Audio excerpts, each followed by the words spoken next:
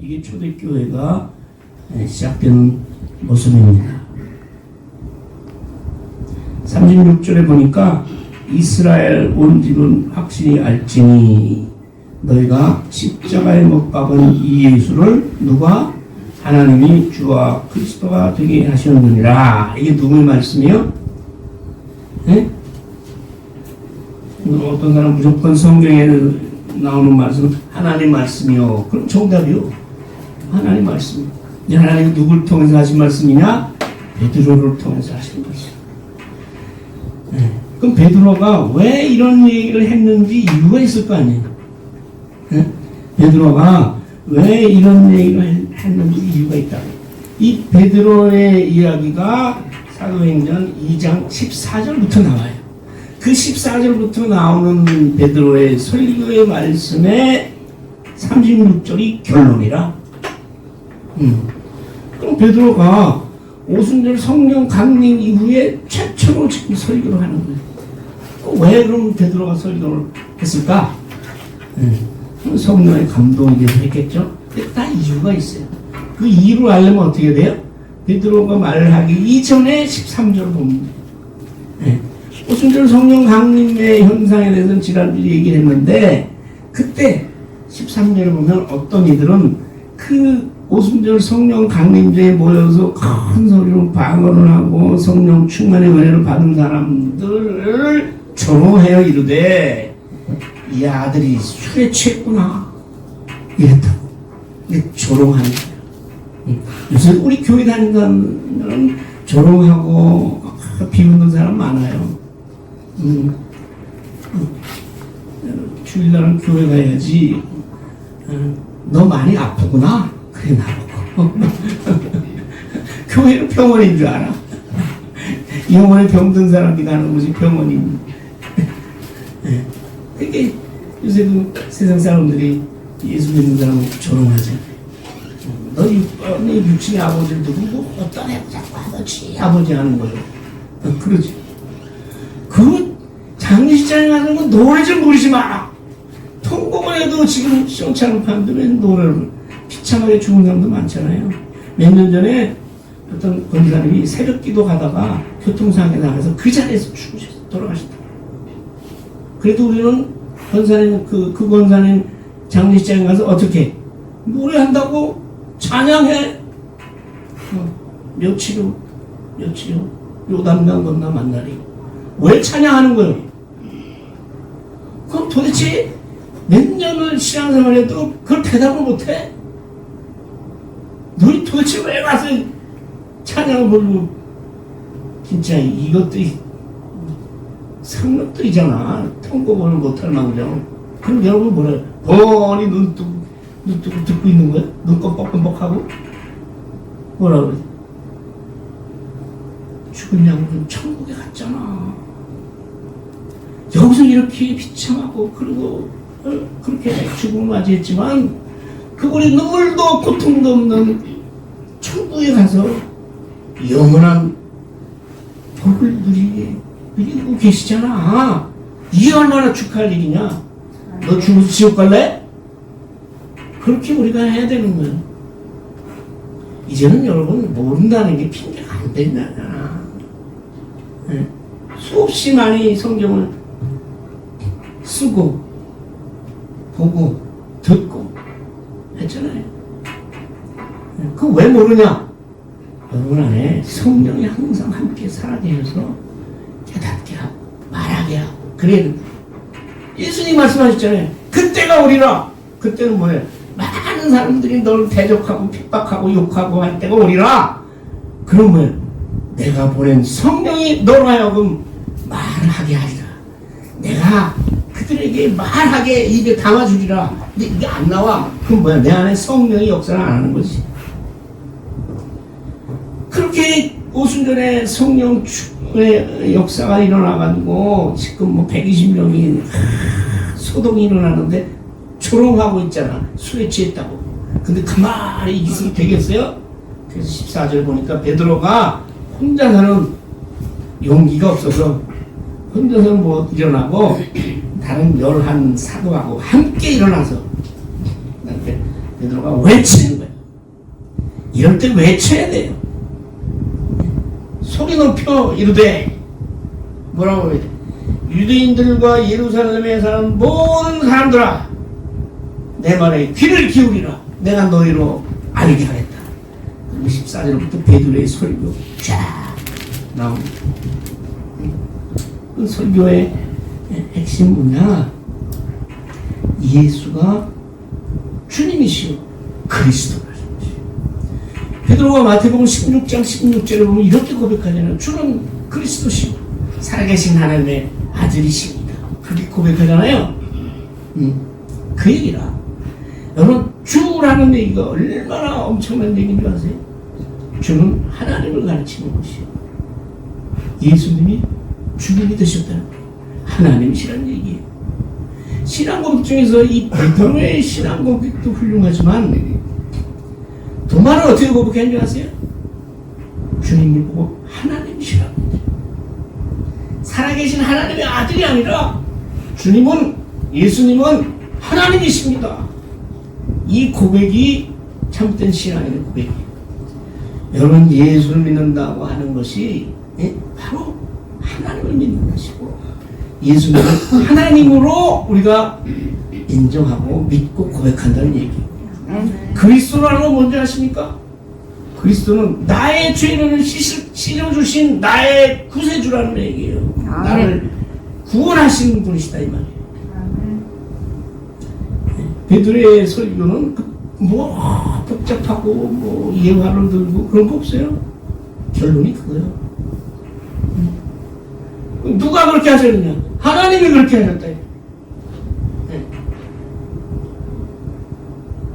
20 설교 중에 22절에 보면 하나님께서 나사렛 예수로 큰 권능과 기사와 표적을 베푸소서 너희 앞에서 그 예수님을 증언하셨느니라. 그 예수가 하나님이라는 것을 증언하셨느니라.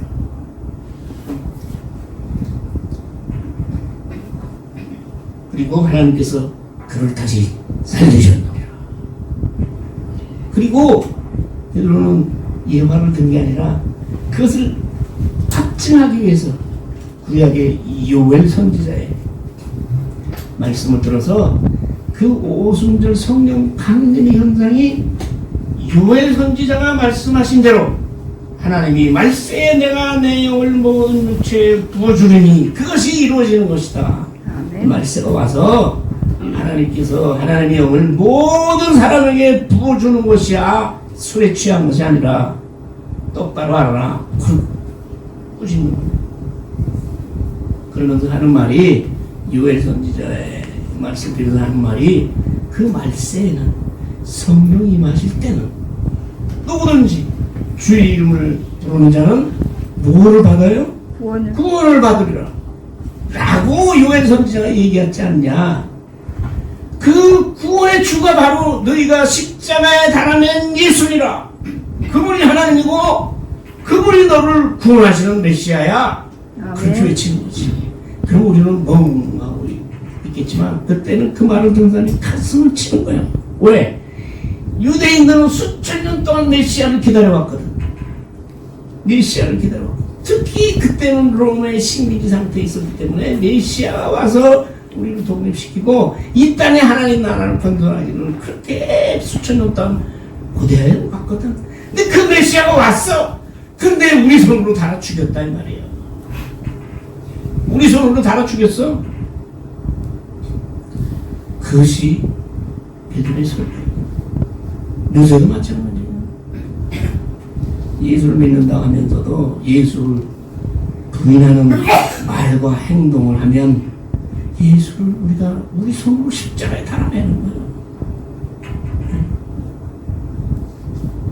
말로는 주여 부르면서 우리의 행실과 우리의 손과 발이 주님의 사랑과는 반대되는 일을 한다면 우리 주님을 십자가에 달아내는 거지. 그렇게 하면서 또 누구를 인용하냐? 다윗. 하나님의 사람 다윗. 하나님 마음에 합한 사람. 너희 다윗 왕국. 너희가 그렇게 약속고대하는 다윗 왕국. 그 다윗은 메시아의 부활을 이미 믿고 그 부활의 주를 찬양했단다. 그래서 하나님께서 그 예수, 너희가 십자가에 달하면 예수를 다시 살렸고 너의 주가 되게 하셨느니라. 아멘. 인간들아, 그리고 소리 지른다고. 그럼 우리는 또 멍하고 있지만 그때 그 말을 듣는 이스라엘 사람들은 가슴에 크게 꽂히는 거예요. 네? 그래, 우리가 메시아를 죽였어? 우리 손으로 매달았어? 뭐 어떻게 해 이거? 네? 그런 거예요. 우리가 없지 않고 그러지 않겠어요? 그래서 바울은 하나님의 말씀은 우리의 심령을 찔러 쪼갠다.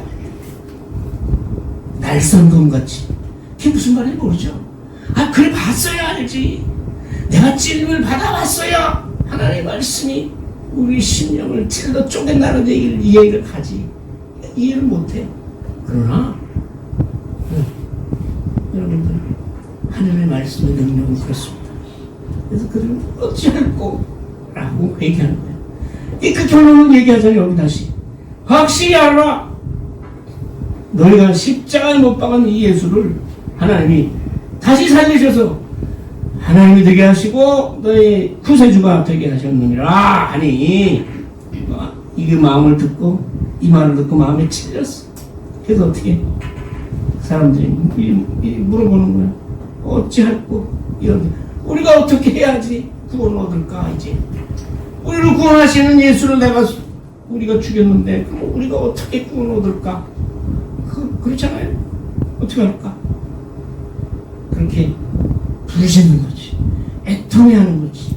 자기 죄를 뉘우치는 거지. 여러분, 여기서부터 여러분 믿음이 시작되는 거예요. 아멘.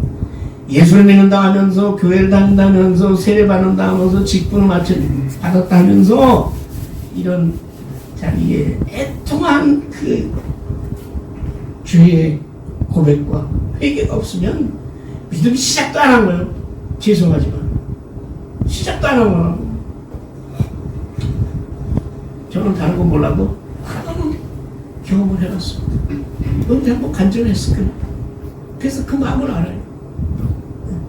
그럼 어떻게 돼? 한없는 눈물이야. 왜? 내가 얼마나 못되고 얼마나 부끄러운 인간이고 얼마나. 그래서 전용대 지금 목사는 그 찬양하면서 벌레만도 못한 이 몸 그랬잖아요. 그 심정이 이해간다. 자기의 그 처참하고 부끄럽고 더러운 나를 발견해서 나를 깨달았을 때 우리에 쏟아지는 것은 한없는 눈물이요, 그냥 부르짖으며 이제 어떻게 하겠느냐 이거예요. 그러한 부르짖음이 여러분에게 있기를 소원합니다. 아멘. 날마다 그런 부르짖음이 나에게 있어. 왜? 하나님의 말씀에 100% 순종하며 살지 못하기 때문에. 나의 마음속에 아직도 남아있는 세상적인 욕심과 사탄 마귀의 시험 때문에 우리는 날마다 하나님 앞에 그래서 기도하는 것이 주의 이름을 부르는 것입니다. 주의 이름을 부르는 자는 구원을 얻으리라고 말씀합니다. 네. 그러니까 베드로가 얘기하는 거예요. 회개하러 나오잖아요. 너희 먼저 회개해. 네 잘못을 깨달아야 돼. 네가 하나님을 떠난 인간의 잘못을 깨달으니까 뭐 내가 인간적으로 잘못하고 누구 거짓말하고 맨 그런 얘기만 해. 그 근본 원인은 내가 하나님을 믿지 않고 내가 예수를 믿지 않기 때문에 모든 것이 나오는 것이. 그래서 예수를 믿지 못한 것, 하나님을 믿지 못한 것을 우리가 뉘우치고, 그리고 뭐예요? 하나님께 돌이켜야지. 회개하는 것은 돌이키는 것이, 변화되는 것이요, 바꾸는 것이요, 나의 인격이 완전히 뒤집어지는 것이요. 그래서 중생이라고 하잖아요. 그래서 거듭난다고 하잖아요. 이 세상 육신으로 내가 한 번 났지만 성령의 사람, 하나님의 사람, 예수 그리스도의 사람으로 다시 태어나야 된다 이 말이에요. 아멘. 그리고 예수 그리스도의 이름으로 세례를 받고 그랬더니 난 세례 안 받았으니까 그건 못 받네. 그 얘기가 아니야. 여러분, 이 얘기가 할 때가 언제고 왜 베드로가 이런 얘기를 했는지 여러분 그 뜻을 잘 알아야 돼요. 그 뜻을 모르고 여기서 여러분 세례 안 받으면 구원 못 받습니다 이렇게 얘기를 한다면 그건 아니지. 왜 그때 예수 그리스도 이름으로 세례를 받으려고 했냐면 그 당시도 세례가 있었어요. 물세례. 그걸 언제 줬느냐? 유대교의 아닌 사람이 유대교로 개종했을 때 물세례를 주는 거예요. 왜? 네가 유대교로 개종했으니까 너희 모든 죄가 다 씻겨졌느니라 라고 나는 표로 주는 거예요. 근데 죄가 씻겨집니까? 씻겨지지 않으니까 맨날 죄가 지낸다고 짐승이나 애매한 짐승이나 잡아서 피 흘리고 하지. 물을 끼워놓는다고 해서 요단강 안에 들어갔다 나왔다고 해서 그 사람의 죄가 씻어지는 게 아니에요. 그러니까 베드로는 그걸 얘기하는 거예요. 너희가 물세례 그 100번 받아봐야 그것으로 인해서 너희가 죄사함을 받는 게 아니고 그것으로 인해서 너희가 구원을 받는 것이 아니라 뭐래? 예수 그리스도의 이름으로 세례를 받는다는 얘기면 예수 그리스도를 믿어야 예수 그리스도를 나의 주로 고백해야 너희가 구원을 받는다는 그 얘기를 하고 싶은 거예요. 그러니까 그 예수 그리스도의 이름으로 세례라는 데 중점이 있는 게 아니라 그 앞에 예수 그리스도의 이름이라는 데 베드로는 강조점을 두는 거예요. 왜냐하면 세례라고 하면 당시 다 물 끼얹고 마는 거니까 그게 아니고 예수를 믿고 예수의 이름으로 네가 말하는 성령으로 세례를 받아. 아멘. 아멘. 그런 뜻이에요. 네. 근데 여기 성경은 세례를 받고 죄사함을 받으라. 그러니까 세례를 받은 다음에 또 죄사함을 받는 건줄 아는데 그게 아니라 이 원래 원문은 죄사함을 얻기 위해서 너희가 그리스도의 이름으로 세례를 받으라 이렇게 된 거예요. 받으라는 명령이에요. 회개하라도 명령이에요. 명령이 뭐야? 그걸 하지 않으면 죽어? 근데 왜 죽느냐? 그 성령 세례로 인해서 너희가 죄사함을 받기 때문에 성령 세례를 받으라 명령하는 거예요. 베드로가 설득하는 게 아니에요. 마음을 찔러서 죄의 이름을 깨닫게 하고 회개하게 하고 그 다음에 성령 세례를 회개한 사람에게 임하기를 베드로가 말씀으로 깨우치 찔러는 거죠. 그러면 성령을 받으면 이것이 바로 구원이에요. 그래서 그 다음 절 보면 이 패역한 세대의 구원을 받아. 지금 세대는 어떤 세대입니까? 마찬가지로 더 패역한 세대예요. 더 패역한 세대. 이제도 패역한 사람은 구부러졌다는 얘기예요. 하나님을 안 믿는다 이거예요. 믿으면서도 하나님의 구원의 길을 가지 않는다. 입으로는 믿어. 그러나 예수님 말하잖아요. 나더러 주여 주여 하는 데마다 다 구원에 이르지 못한다. 그럼 어떻게 해야 돼요? 하나님 뜻대로 해가는 자라야 구원을 얻으리라고 말씀하셨잖아요. 그러니까 구원이라는 단어 자체는 완전한 인격의 변화, 우리 중생 거듭남의 체험 이런 것이 다 이루어지는 것이 구원이기 때문에 그러한 중생의 체험을 한 사람은 하나님의 말씀대로 살아갈 수밖에 없고 말씀에 순종하고 말씀을 깨닫고 하나님의 이름을 부르면서 살아갈 수밖에 없는 사람들이요. 그렇기 때문에 이 성령의 선물, 성령의 지배, 성령의 충만함이 바로 구원받는 사람의 증표가 되는 것이에요. 아멘. 여러분 우리는 지금 성령의 시대에 살고 있습니다. 예수 그리스도께서 부활을 승천하신 이후에 예수님 다시 오실 때까지 우리는 성령님의 지배하에 성령님의 인도하에 성령님의 그 역사하는 그 가운데서 우리가 살아가는 것이에요. 그렇기 때문에 우리 가운데 성령이 소멸치 않게 우리가 항상 말씀으로 기도로 항상 찬양으로 하나님께 영광을 돌리는 일을 계속해야 된다. 성령은 소멸되는 것이요. 그런 인격이요. 우리 안에 오셔서 우리가 죄사함의 그런 선물을 죄사하는 그런 역사를 이루었지만 그 성령의 은사를 받고 성령의 말씀에 따라서 살아가지 않으면 성령이 소멸된단 말이에요. 사울이 유대인의 첫 번째 왕이 됐을 때 그는 성령이 충만했습니다. 그냥 그 하나님의 말씀에 순종하지 못했기 때문에 어떻게 성령이 떠나고 하나님께서 사울을 죽이게 비참하게 죽음을 맞이하고 다윗이 왕을 삼았잖아요. 그럼 어떤가? 그럼 사울은 구원을 받았나요? 못 받았나요? 그건 뭐예요? 하나님만이 아시죠. 여러분, 인간의 구원은 하나님의 소관입니다. 네. 그래서 이 패역한 세대에 구원을 받으라. 근데 이 약속은 회개하고 죄사함을 받기 위한 세례, 그 다음에 성령을 받는 것, 이것은 하나님이 약속하신 것인데, 이거는 뭐예요? 하나님이 얼마든지 모든 부르는 자들에게 하신 약속이니라 말씀하셨어요. 모든 사람이, 유대인뿐만 아니라 모든 하나님 부르신 자들에게 하나님의 구원의 은혜가 임할 줄 믿습니다. 아멘. 그러니까 유대인에게만 구원의 은혜가 임했다면 우리는 구원을 받을 수도 없고 하나님 나라에 들어갈 수도 없는 거예요. 하나님은 모든 부르는 자들에게 구원의 역사를 베푸실 줄 믿습니다. 아멘. 그러면서 이런 여러 말로 확실히 증거하고 권면하면서 너희가 이 패역한 세대에서 구원을 받으라. 이 모든 것을 합쳐서 구원이다. 그러니까 그날에 3,000명의 세례를 받았다. 그때 내 얘기는 3,000명 가운데 하나님의 성령의 역사가 일어나서 그들이 회개하고 죄 씻음 받는 세례를 받았어요. 아멘. 네, 3,000명. 성령이 그들에게 임한 거죠. 어떤 사람들이 아니 사도가 12명인데 뭐 3,000명 하루에 어떻게 3,000명 다 세례를 어떻게 줘? 그건 우리의 생각이고 이런 놀라운 기적의 역사가 일어났습니다. 아멘. 그래서 믿은 사람들이 세례 받은 사람들이 그 다음부터 어떻게 생활했느냐, 이 얘기는 세례 받은 우리가 어떻게 살아야 되느냐는 지금 우리와 같죠. 우리에게 주는 말씀이죠. 그래서 여기서 교회라는 것이 이제 시작되는 거죠. 첫째, 가르침을 받아야 돼.